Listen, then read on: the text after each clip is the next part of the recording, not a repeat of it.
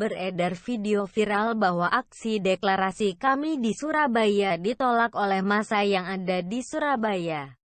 Mereka datang dari segala tempat di seluruh penjuru Surabaya dan menolak aksi nggak jelas dari Gatot Nurmantio yang merupakan salah satu deklarator dari kami.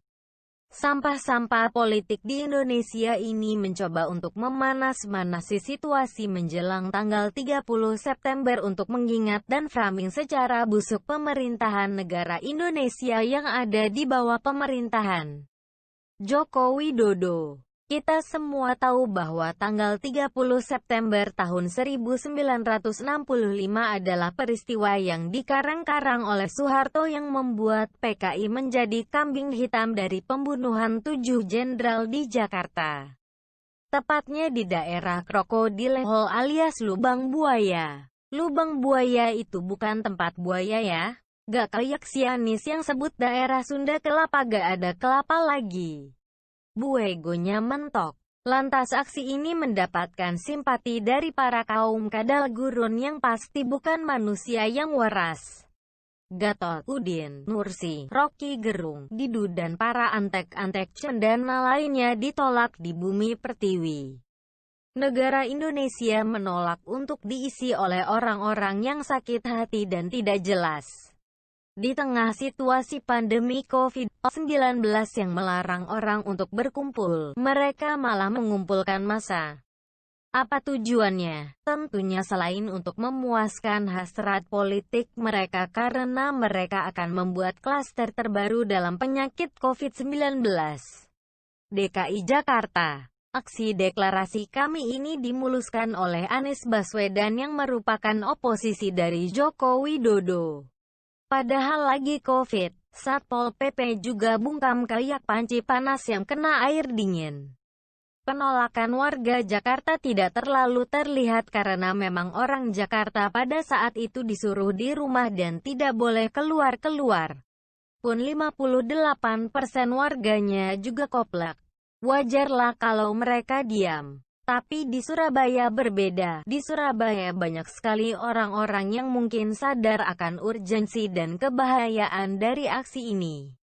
Sehingga aksi deklarasi ini harus dibubarkan tanpa ampun. Gatot Nurmantio pun terdiam dan tidak bisa berbuat apa-apa karena deklarasi ini gagal maning. Ketika dibentak, Gatot Nurmantio langsung bungkam dan terlihat gemetar. Padahal Doi pernah mengatakan bahwa jika ada yang melarang deklarasi kami akan berhadapan dengan dia. Lalu para bonek di Surabaya mensmeh kembali Gatot Nurmantio dan menjawab tantangannya. Lo jual, gue beli. Benar-benar mereka berhadapan dengan Gatot Nurmantio dan Doi gak bisa berbuat apa-apa karena dia tahu dia salah dan tidak berizin.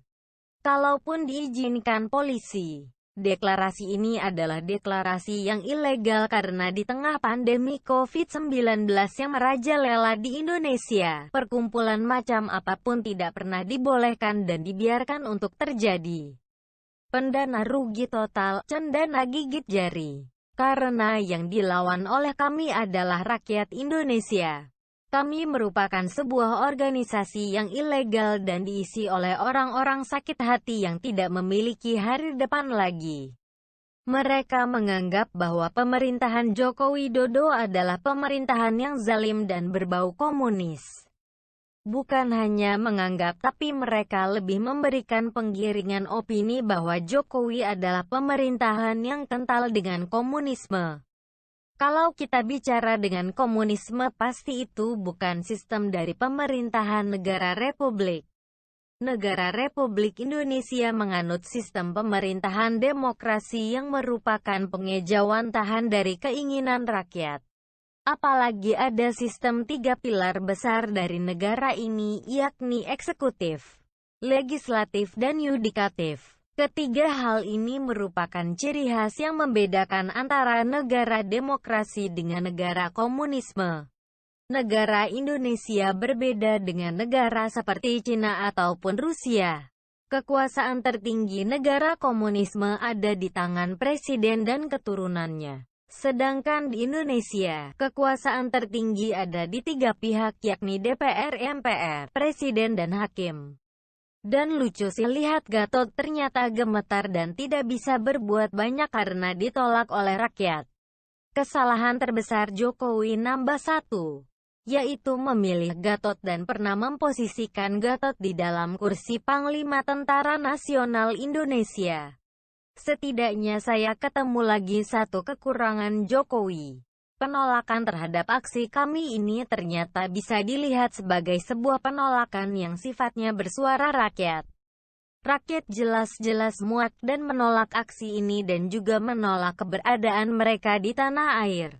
Indonesia harus bebas dari kaum radikalis dan kadal gurun yang melakukan propaganda busuk.